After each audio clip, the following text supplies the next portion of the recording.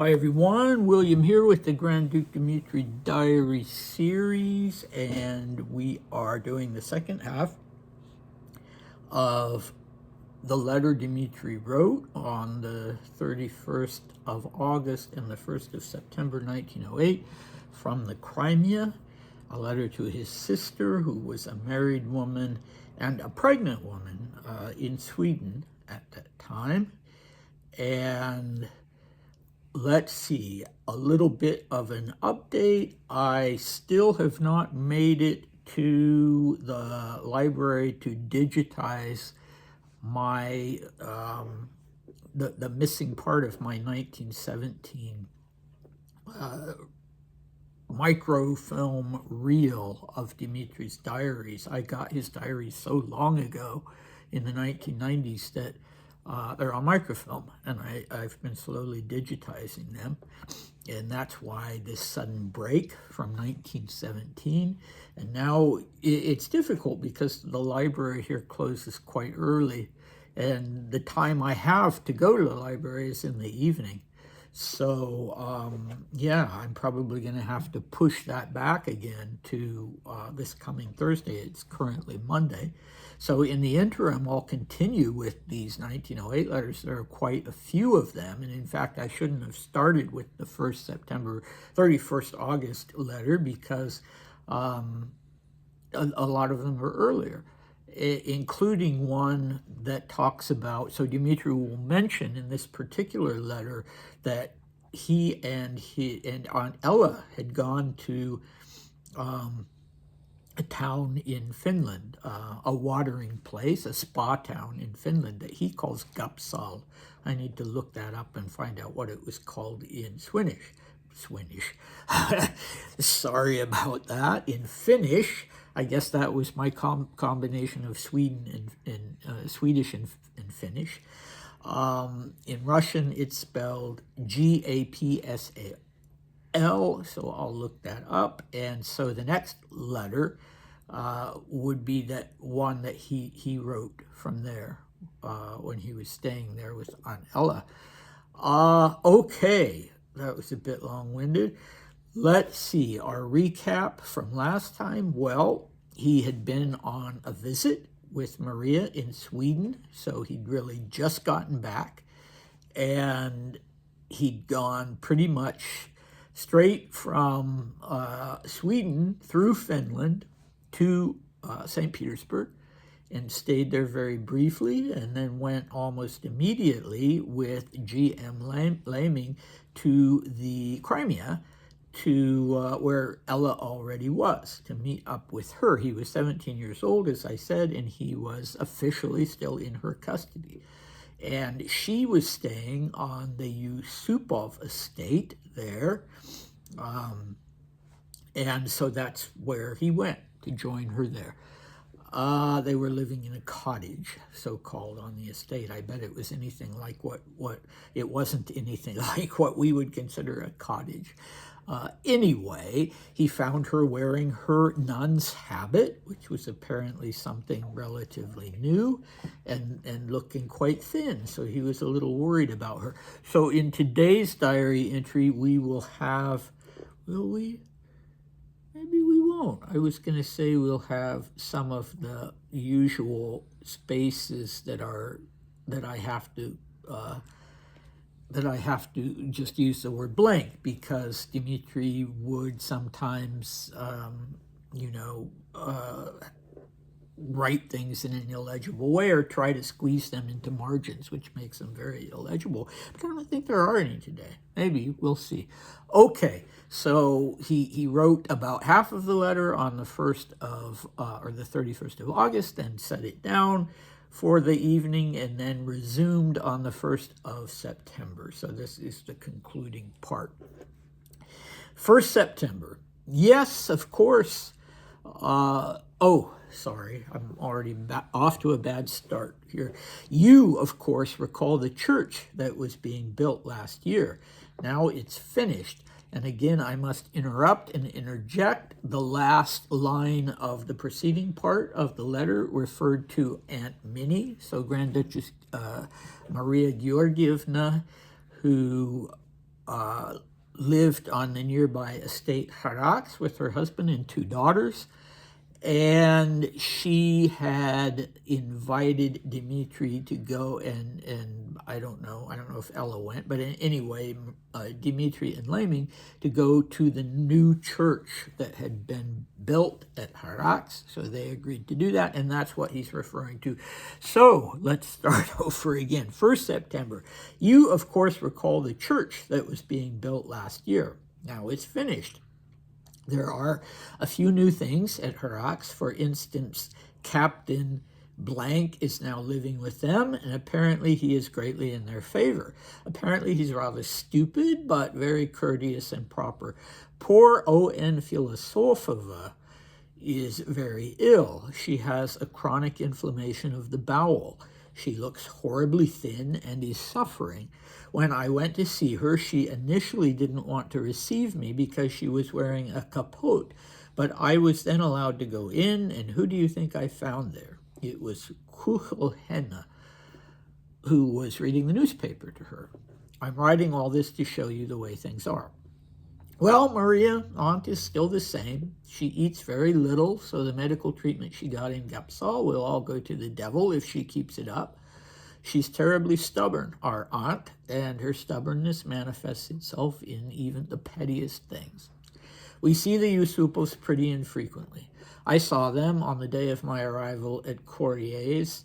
Little Felix is living here and is quite nice to me, given that we only have a superficial acquaintance. I would really like to get to know him better.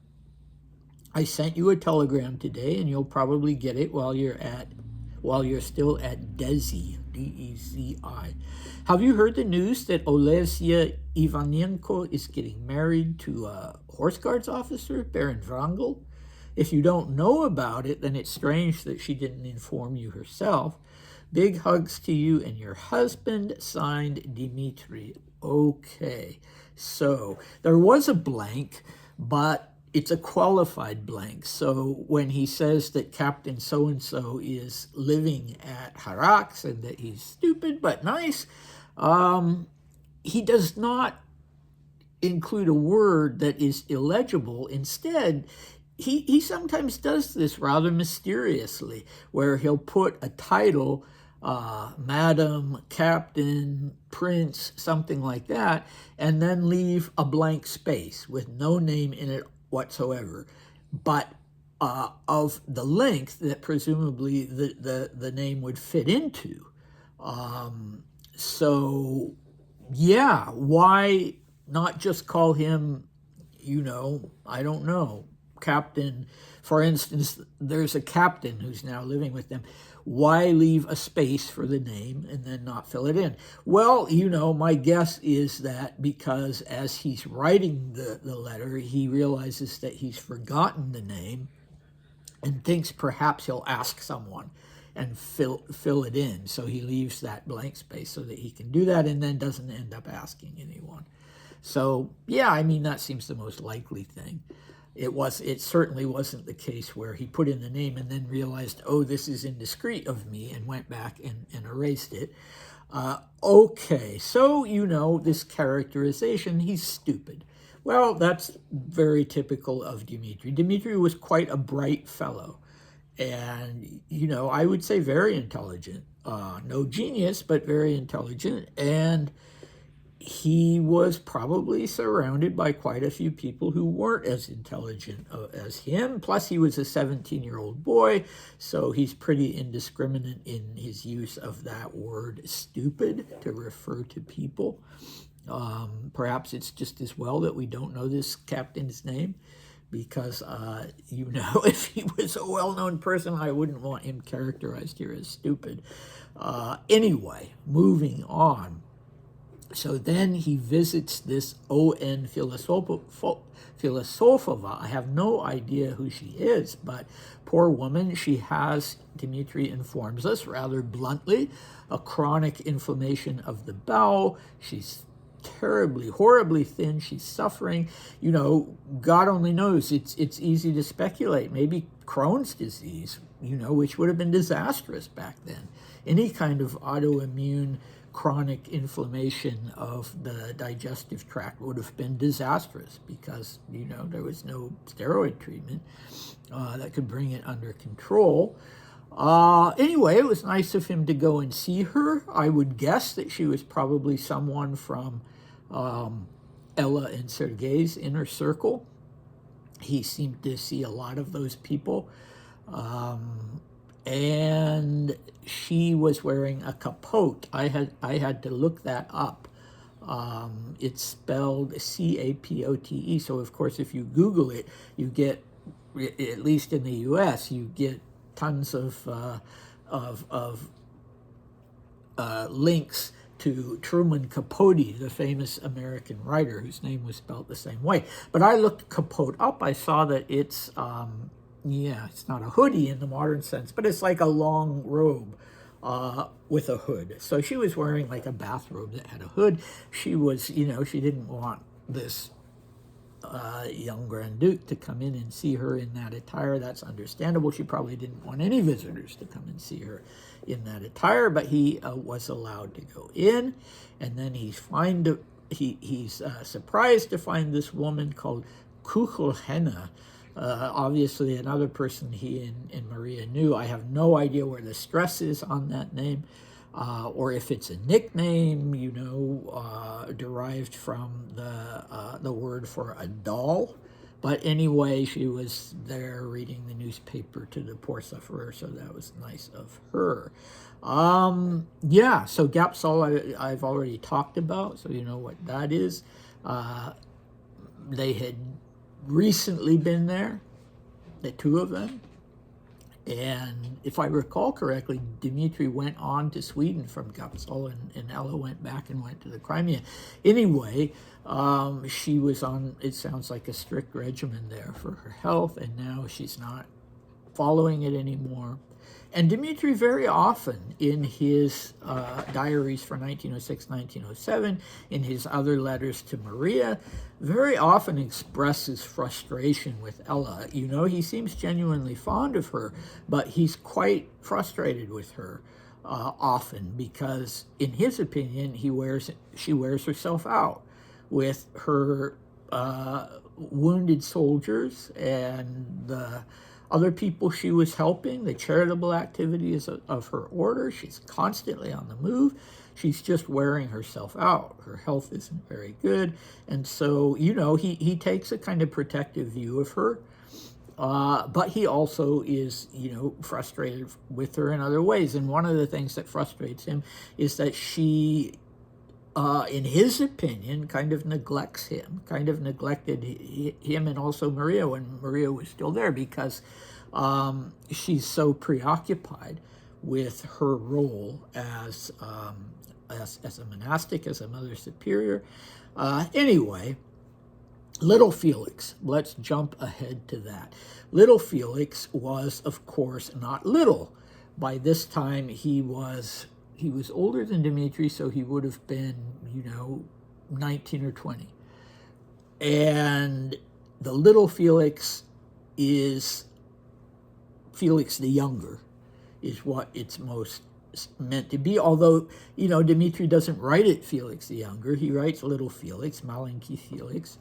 And Felix's father was also Felix Felixovich Felix Yusupov, Felix Felixovich Yusupov Sr., and Dmitri's friend was Felix Felixovich Yusupov Jr.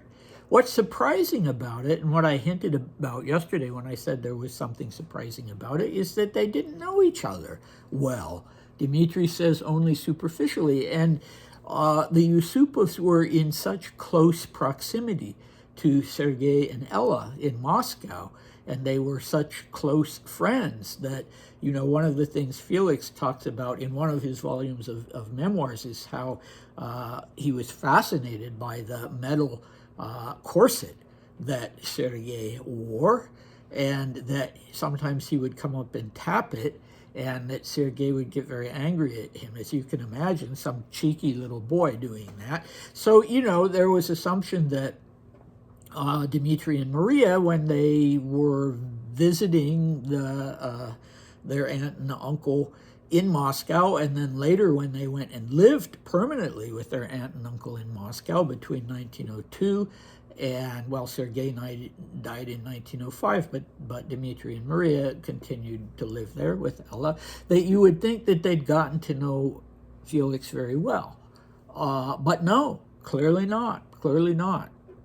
And so, yeah, Dmitri says it's a superficial acquaintance, but he really wants to get to know him better. So he finds this guy intriguing and likable. Okay, so that's interesting. As usual, he's always grateful when a person is kind to him. He is quite nice to me, given that we only have a superficial acquaintance. That's always a little surprising, because here he is, a Grand Duke, and yet he's always a little surprised when people are nice to him.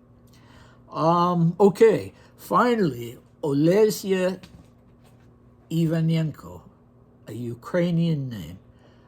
Olesya is apparently, in her case at least, a diminutive of Olga, because the wife of Pyotr Wrangle, the Horse Guards officer, as Dmitri says, was Olga Ivanenko, and she is the woman in the thumbnail picture that I've used today. And Dmitri was not yet in the Horse Guards, so he wasn't yet all that well acquainted with Horse Guards officers, so he simply refers to Wrangle, Pyotr Wrangle, as a Horse Guards officer, clearly not knowing him, really.